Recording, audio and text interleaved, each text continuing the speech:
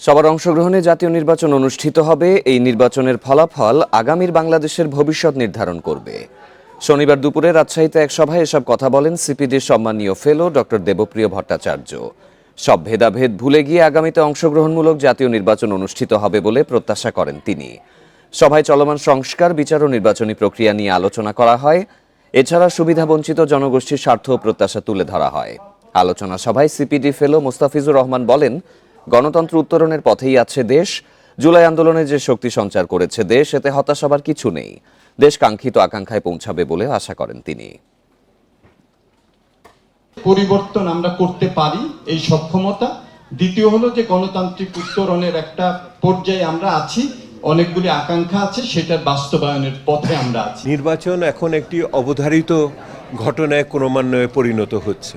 প্রত্যেকেই আশা করছেন যে নির্বাচনটি হবে যথাসময়ে, সুষ্ঠুভাবে হবে, অংশগ্রহণমূলকভাবে হবে এবং যে ফলাফল আসবে তা আগামী দিনের বাংলাদেশের পরিবর্তনের যে চেষ্টা সেটাকে আরও এগিয়ে নিয়ে যাবে।